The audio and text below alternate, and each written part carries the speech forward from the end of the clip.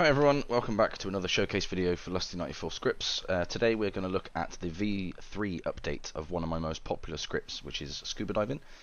This script, like other version 3s recently, have been fully rewritten from the ground up, including tons of new features and improvements. So let's take a look. Okay, so there are 4 dive zone locations by default located around the map. All zones are fully configurable and you can create as many locations as you want. To start with, you interact with the diving instructor. This will bring up the dive zone menu. Here players can view their XP level and rewards information if enabled in the config. Players can choose to change their clothes into a configurable wetsuit outfit for immersion. This is not required to search crates in the dive zones, it's purely visual. And they can purchase various equipment required to dive, and if enabled, rent boats for a configurable fee.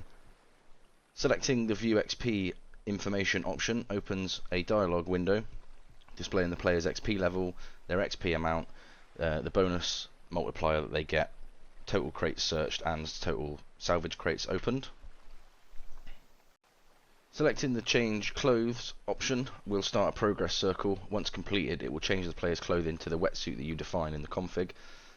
Once finished diving, they can then select this option again to remove the wetsuit and reload their character's skins. Wetsuits are also a usable item that is available to purchase in the equipments list. Selecting Get Equipment opens an input dialog where players select the item they wish to purchase. The list displays the item name and its respective cost. Players then choose a payment type, either cash or bank, and how many they wish to buy of that item. Players can purchase a diving map from the diving instructors, which when used opens an image of where the rough estimation of where the diving zones are.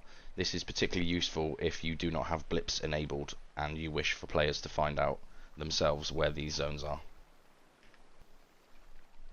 Okay, so to go diving, first players must fill their dive tanks up with a refill. The amount of oxygen timer is defined via the config file. Using the refill will spawn a dive tank object in front of the player and start a progress circle. Once completed, the dive tank is marked as full and is ready to be equipped. If the dive tank is not filled before the player tries to equip it, it will not let them, and it will inform them they must refill it first. Equipping the dive tank attaches the scuba gear to the player, and now they are able to go diving underwater. Once in the water, an on-screen timer is displayed showing how much oxygen time is left before the player must surface and refill their tanks.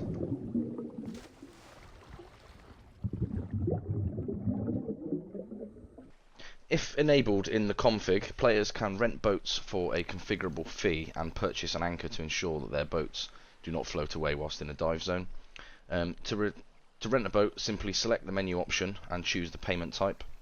If a player cannot afford a rental, they are notified they don't have the required funds. Okay, so upon entering the dive zone, players can use the anchor whilst sat in the seat of the boat. This then notifies the player of the lowering the anchor, and again once fully lowered. This then anchors the boat and freezes its position, meaning that players can go diving without any worry of their boat drifting off.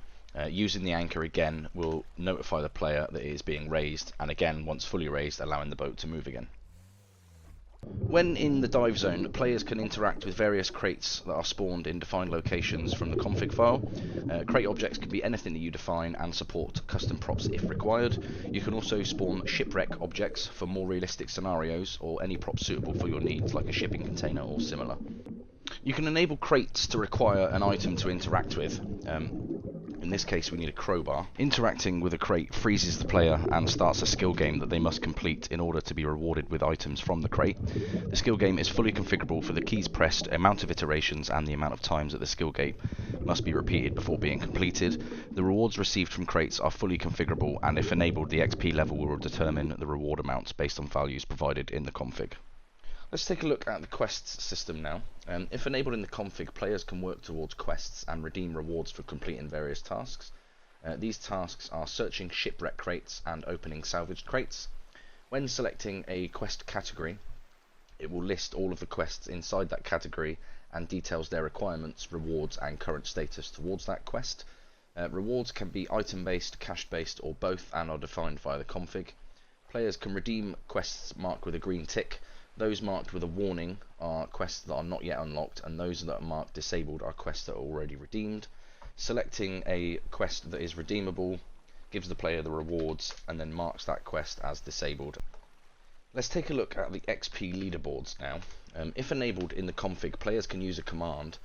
Doing so opens a menu which is a global leaderboard for all divers and displays their current XP level, the XP amount, Shipwreck Crates searched and Salvaged Crates searched, allowing players to work towards being the best diver in your server with the stats to prove it. Okay, so players have a chance to find a Salvaged Crate, which is a special usable item that they can open to get extra rewards from diving. Using the chest, we'll start a progress circle and then place the object on the floor for the player to interact with. You can set a required item to open the chest. In this instance, we need a chest key.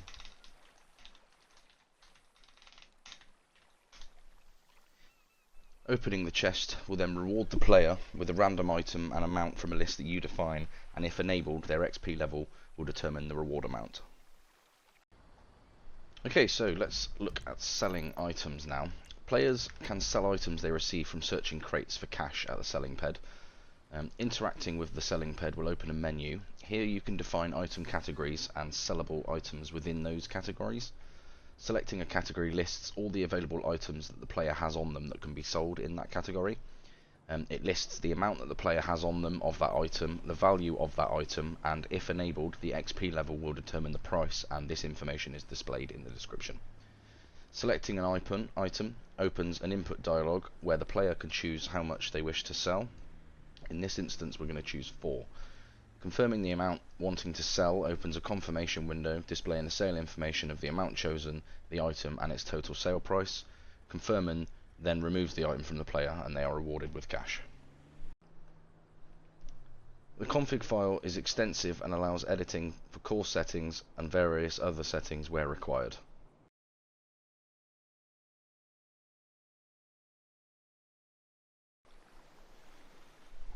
Okay guys, you have reached the end of the showcase video for version 3 of scuba diving. Thanks for sticking around, and if you haven't already, don't forget to like and subscribe, and we'll see you in the next one.